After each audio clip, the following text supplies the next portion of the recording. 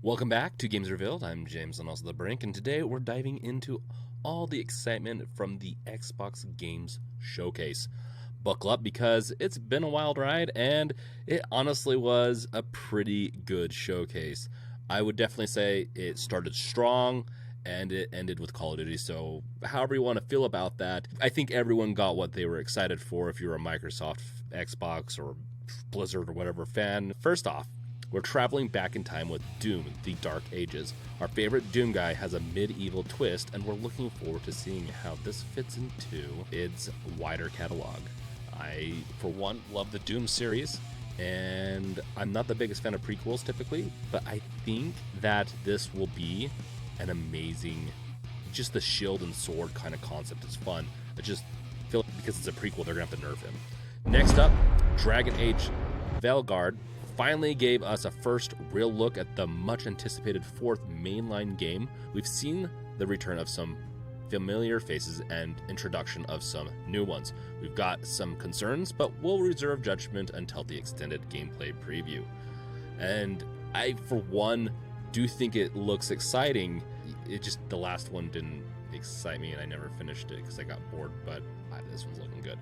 Call of Duty Black Ops 6 is upping the ante, taking us back to the 90s. We're expecting a snappy new locomotion system dubbed Omni Movement. Check out the Blowback podcast's first season about the Iraq War for some helpful background lore.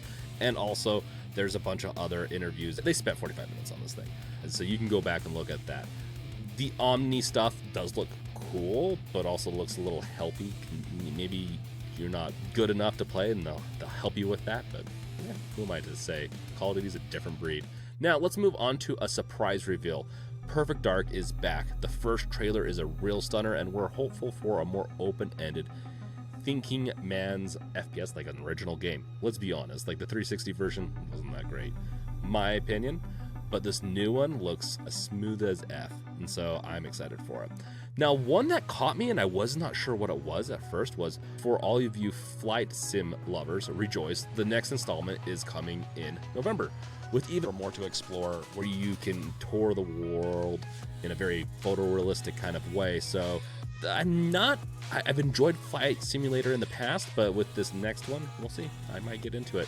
Then this next game is one I think was the biggest reveal and probably the one that made everyone the most happy, potentially. Mine was Doom, but we're back to the earliest days of the Locust War with Gears of War E-Day. We don't have much to go on at this point, but we're excited to see a young Marcus and Dom back in action. Not the biggest fan of going back, but it definitely looks fun. If you're missing Gears of War, I think you're going to like it. It looks like everything you'd want. Dark, gloomy world where everything's out to kill you. Finally, we got a teaser for State of Decay 3, and it is looking amazing. It's definitely one of those series that I have found to just enjoy.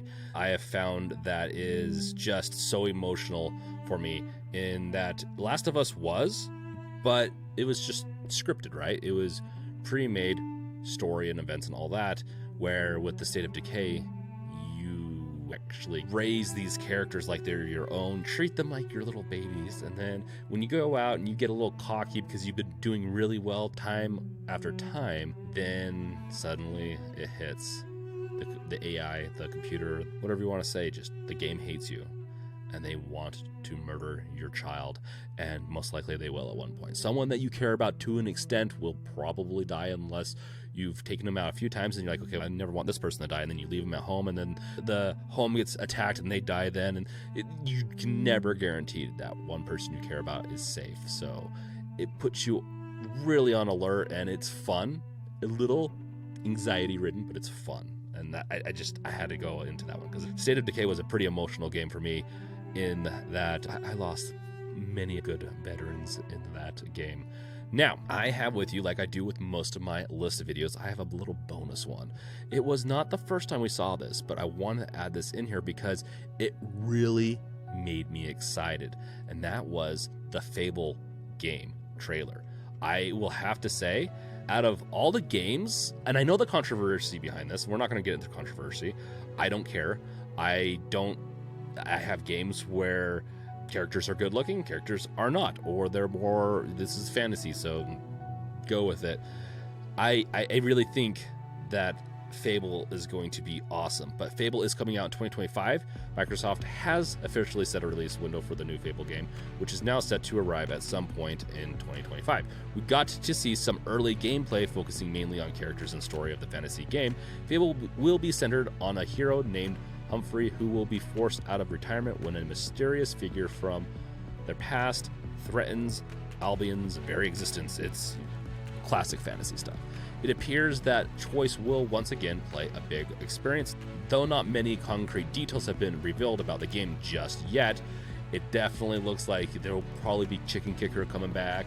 There's going to be all the goodies coming back. You can, the rumors spreading about you being a floozy or whatever you want is probably going to be abounded. For me, I'm going to have many titles in this game. With that, I will leave you with one little bonus, and that is the Xbox handheld gaming device that we all thought was going to come out and did not, or at least was announced, and it was not announced.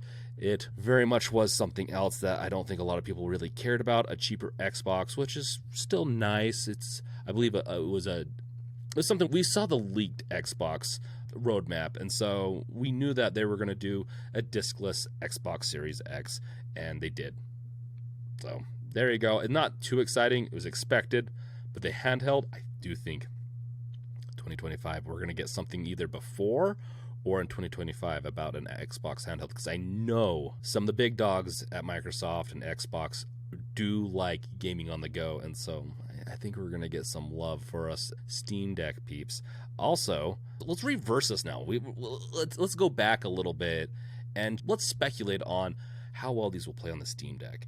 I think these will all play decently enough on the Ally, so I don't think we need to go that far, but I think Doom Dark Ages will play flawlessly and be probably the best looking game on the Steam Deck.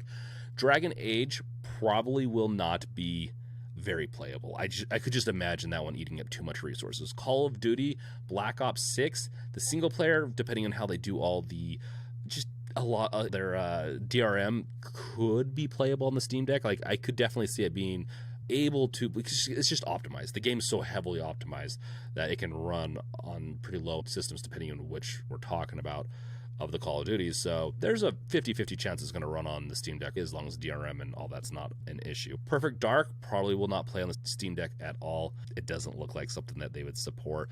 Flight Simulator, it's a no-go. With these types of games, they can sometimes be fairly well optimized.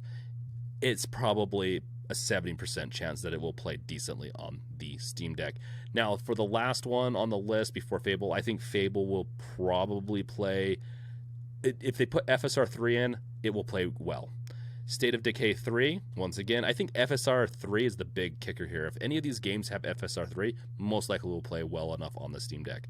As we can see, Ghost of Tsushima does an amazing job with that tech added to it. State of Decay 3 will probably play on the Steam Deck fairly decent, as long as it's, once again, DRM and all that supported, but more and more games that come out are just like that. So with that being said, let me know which games from the Xbox Games Showcase you liked the most. What are you most excited for, and which ones do you think will play on the device that you're expecting? I mean, all of them are coming to Game Pass, so maybe it's a good time to start seeing if we can really get Game Pass working on Steam Deck if you're a Steam Deck fan.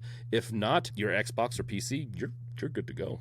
You have so many choices for the next year and a half that we're spoiled. This was a good one. Thank you guys for watching.